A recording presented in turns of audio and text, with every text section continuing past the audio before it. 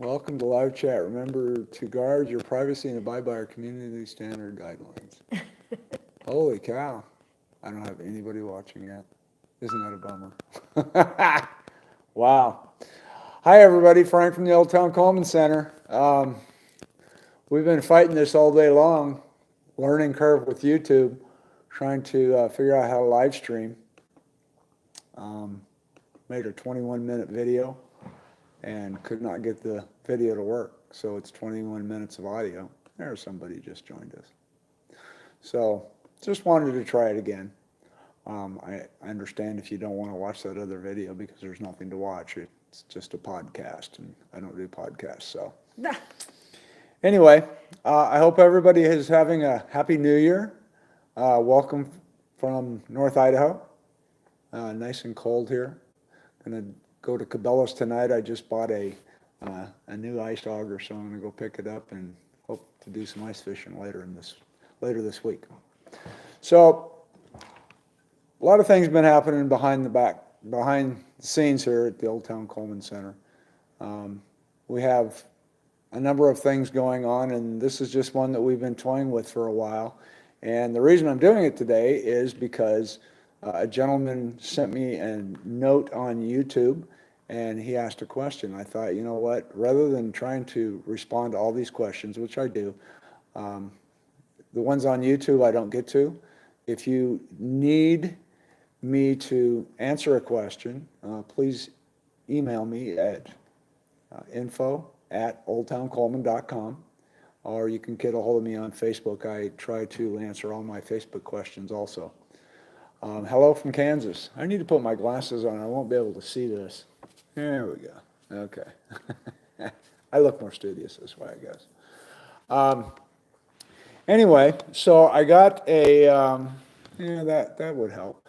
I got this question, and rather than just respond to him, which I will also, but I thought it'd be a good time to make a video and just put this out there on this format. It might be a little bit more fun, and I was thinking maybe, every week or two I could do this and take a bunch of questions that I've been getting and just answer them live and online, and I could take questions online too if you wanted to do that. So anyway, the question I got came from a viewer named Mike Douglas, and Mike said, Frank, I have a Coleman, I believe a 252 Milspec lantern, 1958, that is a single mantle that ran on leaded gasoline that has not been lighted in 50 years. Would like to find out how to check to see if it needs to be rebuilt. Have you done a video on how to do this lantern? I subscribed to your channel about 6 months ago and like all the videos you do and the lanterns you show and rebuild. Thanks, Mike. Well, thanks for the nice note, Mike. Yes, rebuilding a Milspec lantern is in the future. I have a couple out in the shop. One of them's brand new, never been fired in the box. And unfortunately, I had some sort of paint or chemical that got down on the paint on the fountain. It destroyed it. And then I got another one that does need to be rebuilt. So yes, I'm going to do it. But to answer your question, and when I answer this, I'm not going to talk about a Milspec that hasn't been lit in 50 years, what you should do. I'm really talking about all appliances. It's a safety issue. The first thing you need to do is clean it.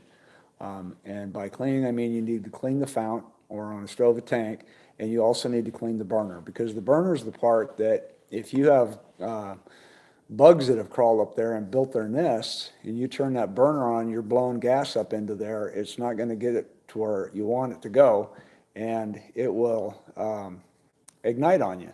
And I've seen this a number of times with stoves. The 2 and 3 burner stoves are horrible for this.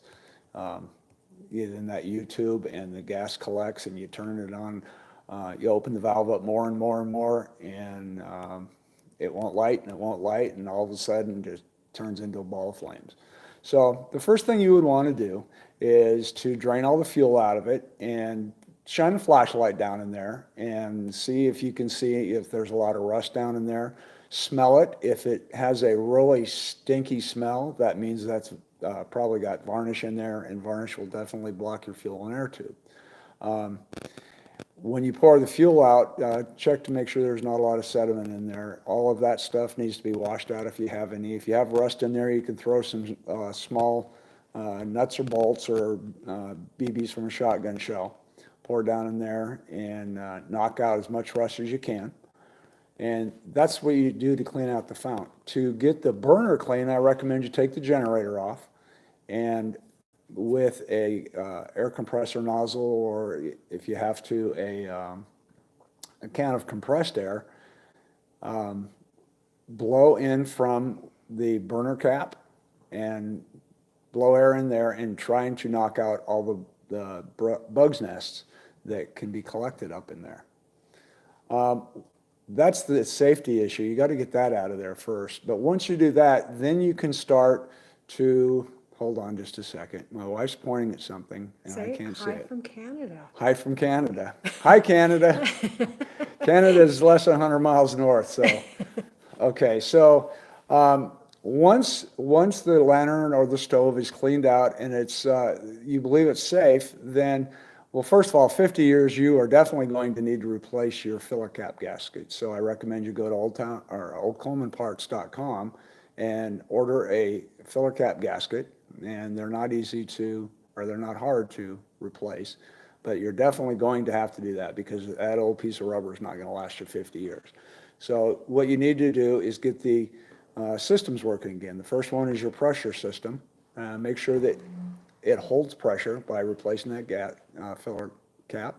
The next thing you want to do is pull your pump out. You're going to have a piece of leather down on the end of the pump, and that leather is probably going to be hard and dry. As long as it is a little bit flexible and there are no tears or anything, you can just turn it backwards like an umbrella, stick it in a little can of oil. Motor oil will work fine. Neat's foot oil is better. Sewing machine oil will work. Soak it for a couple hours and then dry it off really well. Blow the center stem of the pump out so you don't have any oil that gets down into your check valve. And once your pump cup is working, then you can make sure that you're both building and maintaining the pressure. Once you get to that point, then you put fuel back in the lantern. You still have the generator off. Just crack your valve after you put a little bit of pressure in it. Give it about 10 pumps. Crack your valve about a quarter turn and see if you have fuel coming out where your generator goes. If you do, that's a great thing. If you don't, then you may need to open it up a little bit more and you may have to pull it apart, or you can email me. We can go into something a little bit more in depth on that. But if you have fuel coming out, then you can go ahead and put your generator back on and put a mantle on it and try to light your lantern. And then you go through the troubleshooting steps from there. There's a good chance that if there was fuel left in the lantern for 50 years that you're going to have to rebuild it. If it was left without fuel, then you'll probably be able to get away with not rebuilding it. And those military lanterns can be a little bit difficult to work with and work on. So hopefully you'll get away with not having to do that. I recommend that you, even if you don't need it, you have an extra generator, because there is no tip cleaner assembly on a military lantern. And that hook generator is, sometimes it can be a little bit finicky. So Mike, thanks again for the question, and I hope that helps. And again, anytime you buy any device from a yard sale or anything else, the things you got to worry about are how what's going on inside of the fount of the tank and cleaning out that burner, because the burner can really be dangerous. All right, my wife is trying to get my attention, so hold on here. We've got a question about a 3-burner stove rebuild. And okay, 3 burners, yes, okay, a number of videos I have to make. I'm going to make one for the Milspec. I got to make one for quick light lamps and lanterns. 3-burner stoves, yes, that's probably that will be the next rebuild video, will be 2 and 3-burner stoves. What's another question? You might want to tell them about the Old Coleman Parts. Yes, so in 2001 or 2, when I started the Old Town Coleman Center, I sold parts, and I sold parts up until about 2009, and then I sold the business. And that business was renamed as Old Coleman Parts. And oldcolemanparts.com is doing fine. They're doing great. They have new owners. They're, I believe, in southwestern Washington. And I absolutely recommend you giving them your visits. They do a great job. They got a lot of parts. Another question that I'll touch on real quick before I close for this live video is a lot of people ask me where I got my check valve removal tool. Gentleman's name is Mike Wells. Mike Wells can be found on Facebook, and there's a bunch of Mike Wells, but the one you're looking for is the one that has a picture of him standing in front of a red Pontiac, looks like a stock car or something. Just send an IM to Mike, and he'll be more than happy to sell you one. They're a great tool. That does not mean the other tools out there aren't great either. That just means that Mike's is the one that I have, and I recommend it because it's the one that I use.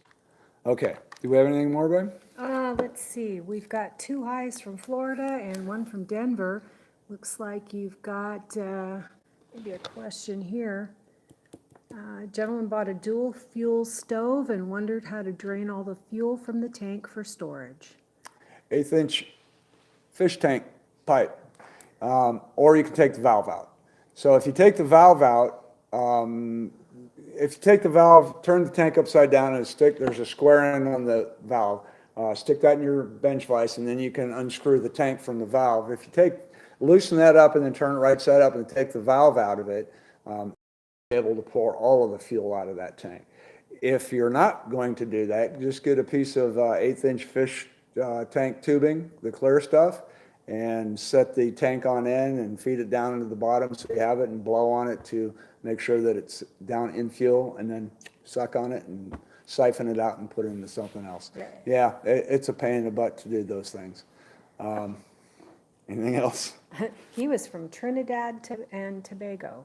Really? Yes. Wow. So, yes, I have a 200A lantern that has burn mark on the glass. It looks like there may be a mantle ran with a hole in it. Is the glass safe to use? Yes, the glass is safe to use, but that burn mark is not going to come out.